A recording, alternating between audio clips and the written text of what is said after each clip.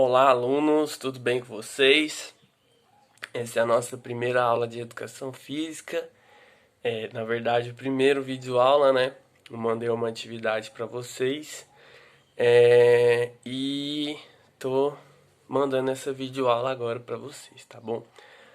Bom, sobre handball. E aí, para começar a falar de handball, primeiramente, handball é um jogo jogado com as mãos, né? Tem uma bola que é jogada com as mãos, ela é quicada no chão, passa a bola de um jogador para o outro e tem as balizas, né? As traves, o gol, onde é possível fazer o gol jogando a bola com as mãos, certo?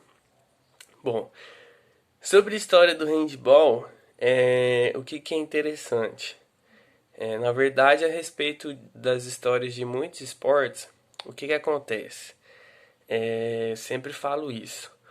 O, o homem, né, o ser humano, desde o seu surgimento, ele se utiliza do corpo, do movimento corporal de diversas formas. Primeiramente, para sobrevivência, depois para batalhas e depois como ritual, né?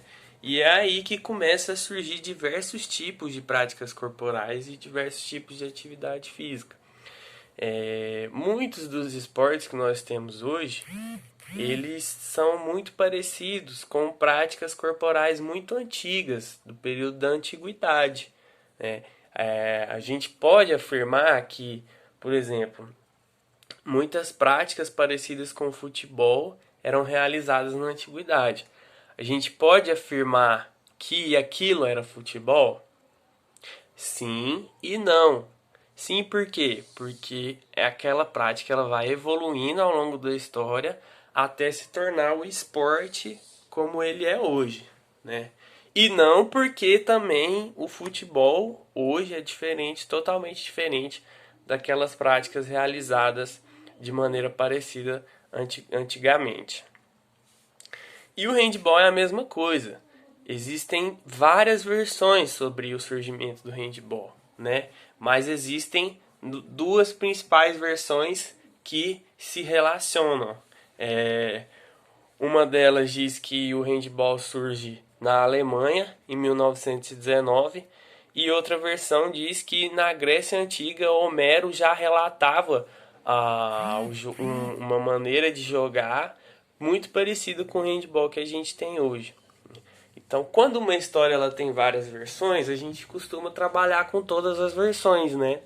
E é claro que a gente precisa de versões que são pautadas pela ciência, né? Por estudos, por comprovações científicas.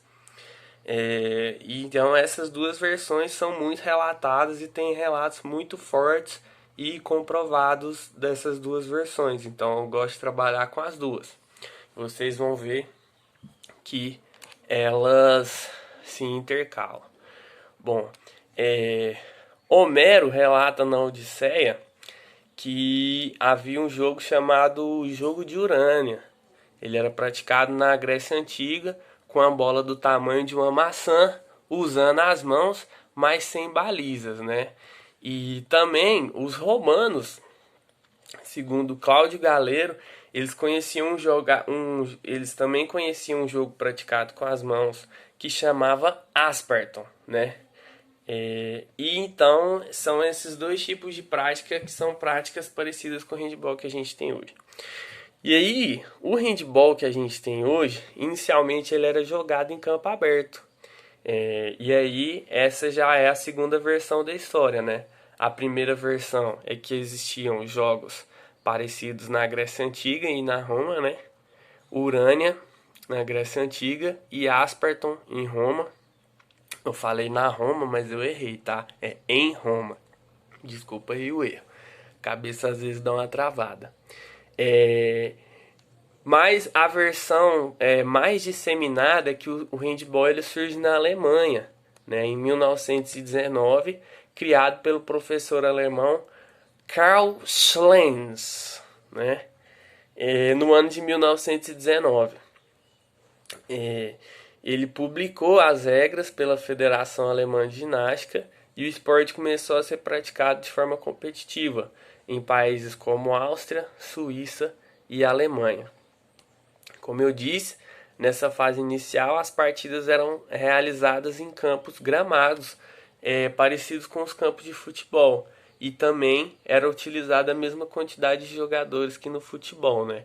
11 jogadores para cada time, um no gol e 10 na linha. Em 1925, foi realizada a primeira partida internacional de handebol, que foi entre a Alemanha e a Áustria. E os austríacos venceram a Alemanha por 6-3, né? Deram uma taca nos alemães. E aí, em 29 de outubro de 1917, surge uma modificação que vai transformar o handebol, aperfeiçoar o handebol, né? O professor, né, esse professor alemão, com a colaboração de alguns amigos dele, trabalharam na formação do handebol como um esporte competitivo, né? Que antes era só um esporte ali de lazer e tal. Para quê? Para obter uma divulgação maior do esporte. E aí eles enviaram as regras oficiais para países como Estados Unidos, Irlanda, Itália, Suíça e França, né? Eles enviaram as regras para esses países para que o esporte pudesse ser disseminado lá. E foi aí que surgiu o handebol enquanto esporte competitivo, que anteriormente era praticado só por mulheres, mais por mulheres. Mas aí a partir dessa divulgação os homens começaram a jogar também bastante. Bom, e aí tem algumas datas aqui importantes também. O Comitê Olímpico Internacional, o COI, decidiu em 1934 que a versão de handebol de campo seria incluída nas Olimpíadas. Isso aconteceu nos Jogos Olímpicos de Berlim em 1936. 6 dos 26 países filiados participaram do evento e dessa vez a Alemanha venceu a Áustria por 10-6 diante de 100 mil pessoas, né? E aí 2 anos mais tarde também na Alemanha foi disputado o primeiro campeonato mundial, tanto no campo, só que dessa vez a modalidade de campo tinha sido adaptada, passou de 11 para 8 jogadores, como para o salão, para a quadra.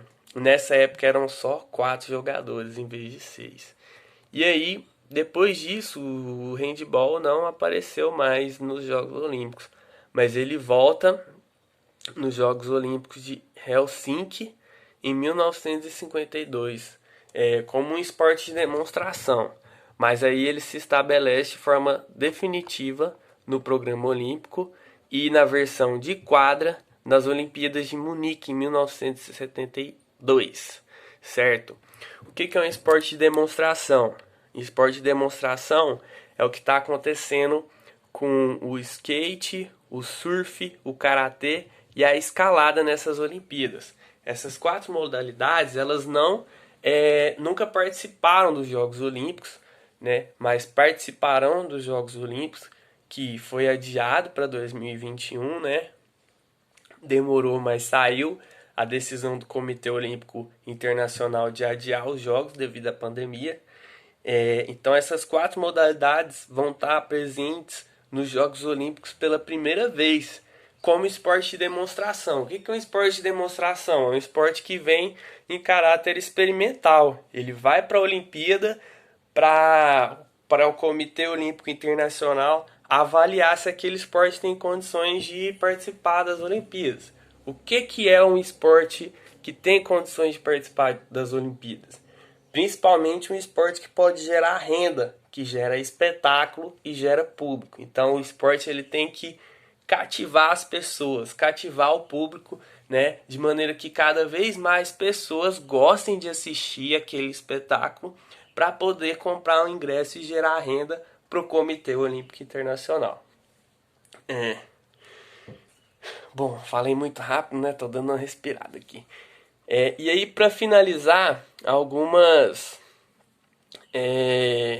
curiosidades sobre o handball. Nos Jogos Olímpicos de Munique, em 1972, a Iugoslávia conquistou o ouro em uma competição entre 16 equipes. Então, apenas 16 equipes participaram. O handball feminino estreou nos Jogos Olímpicos de Montreal, em 1976. E participaram dessa competição apenas 6 seleções. E, dessa vez, a União Soviética se sagrou campeão. O handball do Brasil estreou nos Jogos Olímpicos de Barcelona em 1992, no ano que eu nasci. E aí a equipe masculina, vice-campeã dos Jogos Pan-Americanos, que foram em 1991, garantiu a vaga após a desistência de Cuba. Né?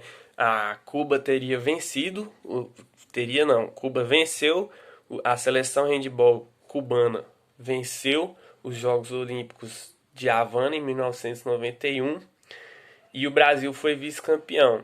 Mas aí Cuba desistiu de ir para as Olimpíadas e o Brasil foi no lugar, né, estreando nos Jogos Olímpicos.